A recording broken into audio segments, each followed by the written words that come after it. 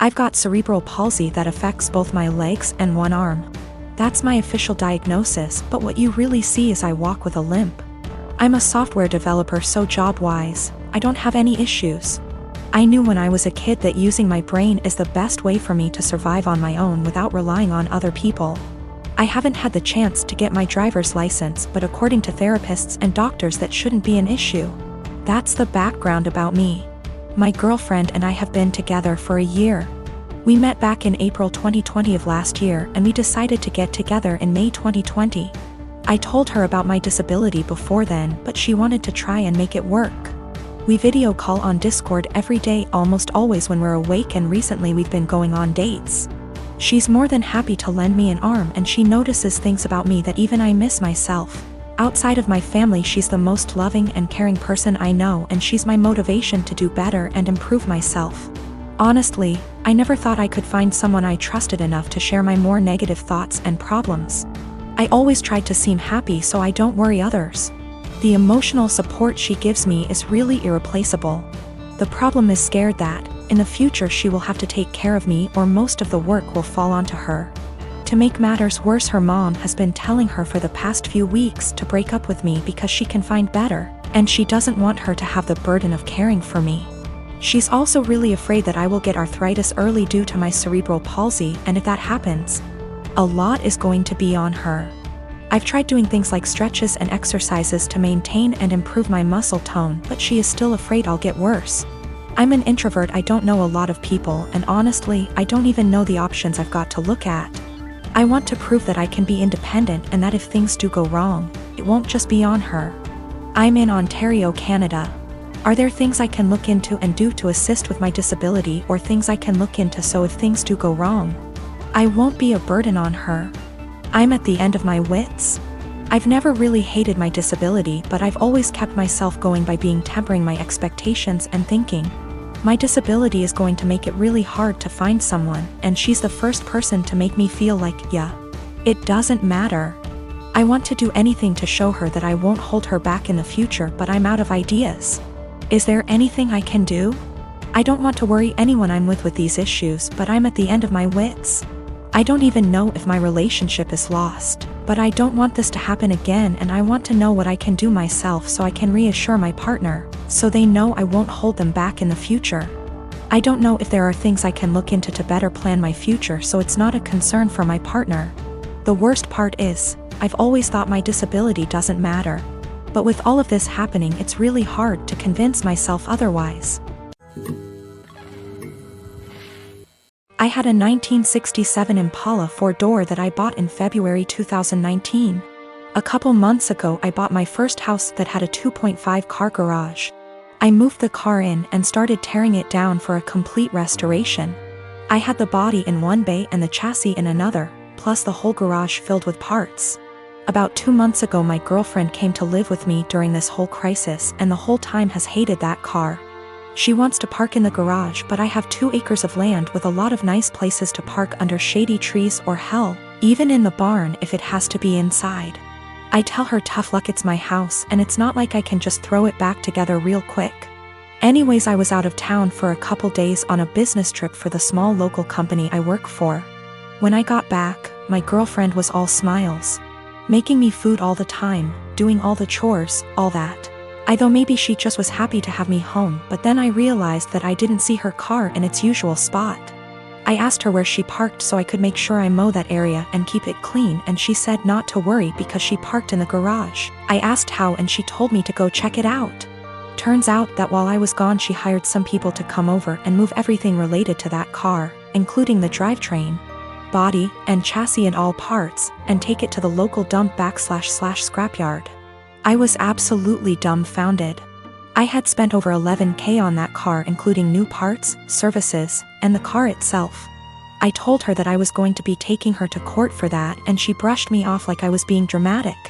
I told her that it's done between us and to pack her things and leave. I admit I was really angry, but I did end up getting a lawyer. And as I have all the receipts for all that money spent, and I have her on my house's security cam footage letting the guys in and watching them take it all, I think I can win. Her family and friends are absolutely blowing me up, saying it's just a stupid old piece of junk. and that she cannot pay back all that money I spent, and that I should just let it go. But I have been putting all my time, effort, and money into that car for 1.5 years now, and god damn it if I am not going to get justice for what she did. I got a call from her mom about 20 minutes ago, and she told me that I was ruining her daughter's life over a stupid car. I told her she ruined her own life. I've been gathering documentation and stuff, and I'm about to head down to the police station and file a report, as suggested by Lots here.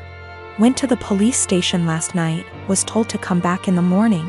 Just got back and filed an official report against her for grand larceny and grand theft auto. I showed them all the receipts I had for the car and the footage of her letting the guys come and take it, as well as the title for the vehicle in my name. They said they will be in contact with all 3 parties, me, XGF, and junkyard guys, soon, and they will hopefully be able to recover some or all of the car. Just have to wait now. The junkyard guys apparently were in the middle of hiding it when the police came to ask them questions. It was on a forklift, and they were gonna put it on top of a pile of cars that was hidden behind more piles of cars. They said it was theirs and they had the title, but obviously didn't have the title for it, and since they matched the VIN on the chassis and body to the VIN on my title, it was obviously mine. I know at least one person there has been arrested. I think he was in the camera footage I talked about earlier, but if it was the boss or whomever, or even his specific charge. They also told me they would be looking into this specific junkyard for any other vehicles reported stolen. They said they haven't been able to get in contact with my ex just yet, but they're working on it. I'm just so glad they found my car. Luckily, I made quite an album of pictures detailing me tearing down the car, and so I can use that to prove what parts they had were mine, so I can hopefully get most or all of it back. Police haven't let me take it back home yet, as they say it is evidence or something, so hopefully I can get it back eventually. Thank you all so much for the support and advice. My son's dad is going through some financial issues at the moment and struggling to make ends meet, and I try to be understanding. I try my best to give my son nice things. Now his nice clothes are reserved for going out. If he wants to play, that's fine, but he can go and play clothes. I do not want him playing in those clothes, and I sent him over there with a bag of causal clothes. We go to mass every Sunday, and I have him dressed nicely.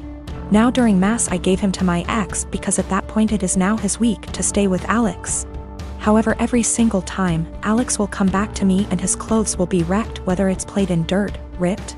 The buttons are off, the jeans are stained or ripped as well. I've thrown out multiple shoes because my ex will not have him change into the play clothes that I sent him in and just let him play in the nice clothes. I do not have him like this all the time. I don't have him dressy or in his nice clothes all the time, just when we're going to something important. Most of the time he's in stuff that he can play in, and comfortable clothes. It's not like I have him in that all the time to where I'm always stopping playtime to change. At this point I'm so over the nice clothes being ruined because he refuses to dress him and play clothes for whatever reason. So before mass ends I will have my son take off the nice clothes and dress in casual clothes. I've been doing this for about 2 months now, and it has helped my bank account a lot to not have to spend a fortune whenever they get wrecked. I'll also point out that I tell him this multiple times, every single time he brings him back with nice clothes being ruined. I will send him a message reminding him to please put him in play clothes before he plays in the mud or the park, etc. However, lately my ex has been very upset that I'm not sending him in nice clothes. I told him that I used to, but he kept on ruining them for whatever reason, and I don't want them ruined. He's saying that I'm flaunting in his face that he's broke right now and can't afford to buy him such nice clothes. That is not at all the case. I said that that is his own insecurity talking, because I have never ever done that, and I'm giving him multiple chances. I'd even be fine if he at least washed them to the point where they weren't unwashable and stained. However, he keeps saying that I am rubbing in his face that he can't buy him nice clothes right now. He needs those clothes whenever they go out to somewhere nice, and I'm being an asshole to him because he lets his kid play, and I don't want him to enjoy his time with his son and they're just clothes. I said if it has such a little significance to him, then he doesn't need them that bad, and there is no argument here. He's pissed at me. I told her to a couple of my friends and family, and they agree that I'm the insensitive to his situation. I had been with Carrie for 10 years, best friends since we met at the age of 12 in high school. We had tons of amazing memories. We've traveled to several countries together and made long-term work for 3 years while separated due to studies. Last Thursday I proposed to her in St. Lucia, not in front of anyone mind you, I wanted it to just be private. She didn't say anything and I was thinking, oh shit, did I say or do something wrong? She started crying and said she had something to explain to me. She didn't want to marry me because she'd been sleeping with the coworker she said was just a friend for around 3 months. She said she rationalized it was just a thing that would pass, but it's continued, and she said she loves me so much. More than I'll ever understand, that I've helped her so much and she doesn't even know why she has done this. She said she loved me too much to marry me knowing she'd done what she did. She doesn't love the guy. It was just sex and she had been trying to stop the affair, but I proposed before that happened and she said she knew when I was kneeling that she couldn't marry me, not after everything I'd done for her, so she told me. I feel like my whole world has shattered. We had an awkward flight home on Friday evening and haven't spoken since. She has tried calling me but I haven't answered and I have until Monday off, so I'm just here. I've barely eaten. I feel like there's a black hole in my stomach draining everything I have mentally. I can't wrap my head around the fact that she was cheating, that she lied, that she hid it from me. My sister apparently had some words for her. I'm trying to pretend I'm okay, but I'm not.